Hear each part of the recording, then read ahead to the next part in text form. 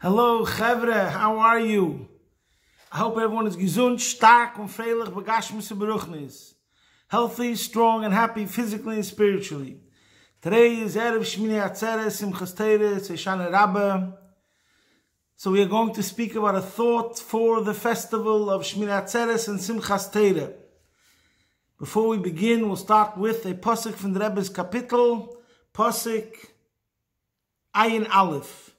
Toiv li chiyunesi leman elmad chukercha.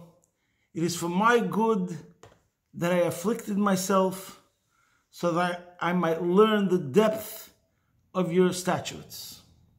We'll soon see how this pasuk is directly related to Simchas Torah. Before we get to that, I'll just make a preface that what we're going to speak about today covers all of Judaism. As in general, when we speak about the Yom Tovim of Tishrei, Rosh Hashanah, Yom Kippur, these are all fundamental concepts in Judaism. And it's very hard to compress in a 10-minute, 15-minute video all these broad, grand ideas. But we'll try. So, Simchas Torah is a most unusual Yom Tov. When did it start? It's not a midrabanan, it's not a deiraisa, and yet the joy is boundless, off the charts like nothing else. We cover the Torah, we don't learn from the Torah, we dance with the Torah, we go around in circles. There's many mysterious elements that have to be explained. You could say the mystery of Simchas Torah. In any case, there's two general explanations given to the answer to a general question, and that is, if Simchas Torah is that we are celebrating the Torah, so what distinguishes Simchas Torah from Shavuos? Shavuos is the holiday where we receive the Torah, Zman Matan Torah Seinu. So why didn't we make Simchas Torah the happiness and the special joy connected to the Torah on Shavuos? We'll have Simchas Torah and Shavuos at the same time. So there are two general answers. One answer is that the joy of Simchas Torah is connected to Torah Shel Torah. There was a cycle that we started Torah on Shabbos Bereishis. The cycle probably is connected to the idea that it comes at the time of Rosh Hashanah. So the new year starts Rosh Hashanah. We begin again also the Torah at this time, in the neighborhood of this time. So every year we end the Torah v'zeis habracha on Simchas Torah, and then we start Bereishis again anew. So it's a siyum, like siyum Sefer Torah, siyum Hashas. Whenever you finish Torah, a cycle, you make a celebration. So this is the celebration of Simchas Torah. Another explanation is that Shavuos is a holiday associated with the first luchos, the first set of tablets. But as we know, the Yidden did the sin of the Chet HaEgel, and then they had to do Teshuva. On Yom Kippur they were forgiven, and then we were given a second set of tablets, Luchas Shniyos. So the celebration of Simchas Torah is connected to the second tablets. So without getting into the whole length, I'm cutting to the chase, straight to the point. What's the difference between celebrating the first set of tablets and the second set of tablets? Besides for idea of Teshuva, that we were forgiven, and that itself is a cause for joy. The joy is connected to the different aspect of Torah involved. What's the difference? And it's also connected with the first reason that we finished a year of learning. And the difference is that the first set of tablets, the stress is Matan Torah, the giving of the Torah. God gave us a Torah.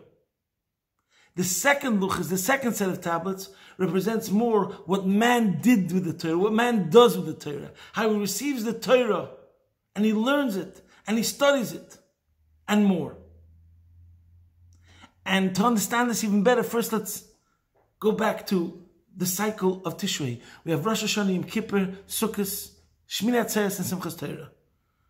This is all about internalizing, integrating, making spirituality resonate deeper and deeper in the person's body and consciousness in a revealed physical way. So Rosh Hashanah and Yom Kippur was more spiritual, we spoke about previously. Sukkot as the Kabbalah says, we mamshech the makif in the primi, we internalize it more, and then according to Kabbalah and Chassidus comes Shmini Atzeres. The word Atzeres could be ingathering, Otzur. So Chassidus and Kabbalah explains that Shmini Atzeres is the klita. That's when it becomes absorbed. You could say we conceive, conception. That means it becomes totally absorbed. Shmini Atzeres, in a way, is the end of the whole holiday cycle. Shmini Atzeres is when it hits the spot. Finally, when everything from Rosh Hashanah, Yom Kippur, Sukkot, finally hit the spot and became completely internalized and integrated. That is Shmini Atzeres. What comes the next day? Simchas Torah, or in concept. Not only that you absorbed, but now you're going to give birth. Not only are you going to be passive, but you'll be proactive. That's the difference. And that's the idea of Simchas Torah. And that's also the difference. Now let's get back to what we spoke before. The difference between Shavuos and Simchas Torah. You could say, and I think we once spoke about this, and I think this is an amazing concept. You could say that the infinity of Torah, how Torah is mamish God, comes across in two ways. One way is the idea that the Torah is perfect. The whole basis of Judaism is that Torah zu leitiyah mechlefes. The Torah will never change. Because it is like God himself, just like God doesn't have to change, because he's perfect and it's the ultimate truth, and the ultimate truth never changes, so too the Torah, which is the ultimate truth, never has to change. But then there's another way how we see the infinity of Torah. And it's like the opposite way. How? Through Torah Shel Baal Peh. No matter how much you will look deeper and deeper and study and unearth and discover the infinite wisdom that is in the Torah, there will still be more. The Baal Shem Tov once said, Torah Hashem Temima. Hashem's Torah is complete. No matter how much you will draw from it, it will still remain totally infinite. There's forever going to be more and more developed creativity, books and books and books written, all that are within the words of the Torah itself.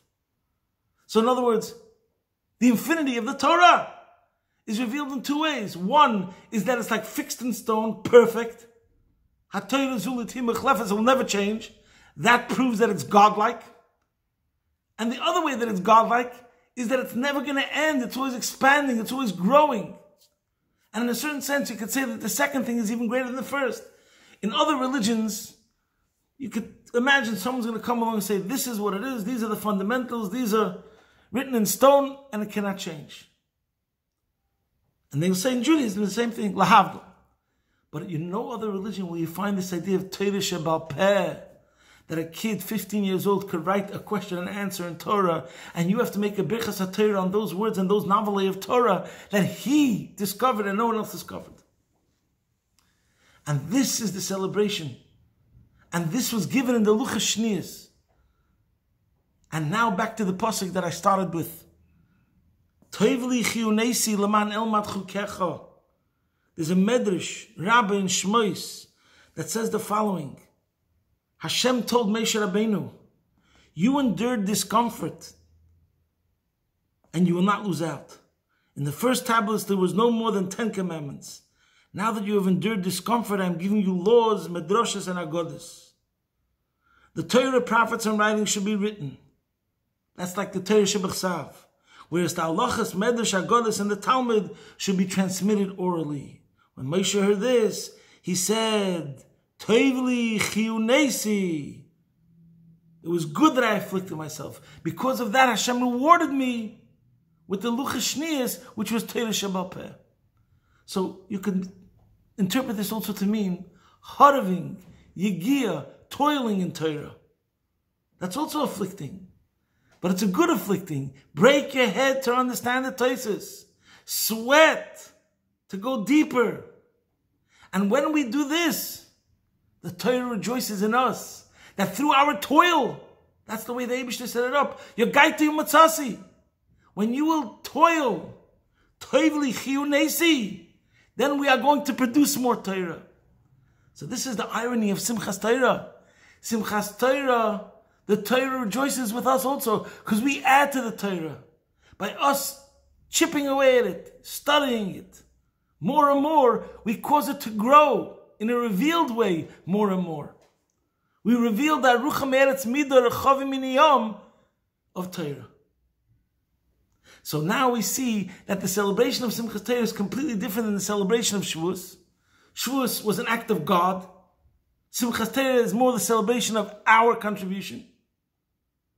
And by the way, I once heard the Rebbe speak, and he said a fantastic word in Judaism, that in Judaism there's always a gidrei hanoisin and gidrei hamekabel.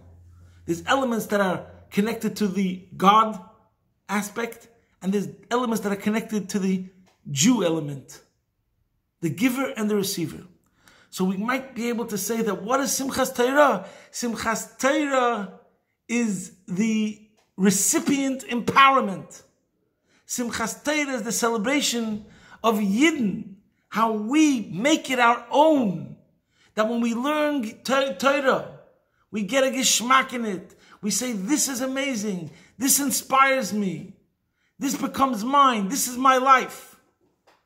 Torah is not only my life, it's much more than that, etc., etc. But it's the point that we own it and we contribute to the Torah. And that's also what it says, that the Torah is man simchaseinu, the Torah is also happy with us. Because we're celebrating together how we have a relationship and we're dancing like a bride and groom with the Torah. And the Torah is happy with what we contribute to the Torah. And the irony is that every single Jew could also be mechadish in Torah. The Alter Rebbe brings a law that every single Jew is obligated to be mechadish in Torah. Because every Jew has a part in Torah, which is uniquely related to him. And every single Jew could find new things in Torah. There's a lot more to speak about it, but we'll have to stop here. I just want to say two small stories, anecdotes that I think bring out this point. One story is that Rabbi Jonathan Sachs once had an emergency operation in the hospital. It was a life-saving operation, and he's lying in bed a couple hours after the operation. He's recovering. There's a knock on his door, and the door opens, and there's an 80-year-old congregant of his holding a Gemara, walking into this room, dressed also in a hospital garb. He says, Rabbi, I heard you were here. Could we learn some Gemara? That's a Jew. And that's a Jew's relationship with Torah.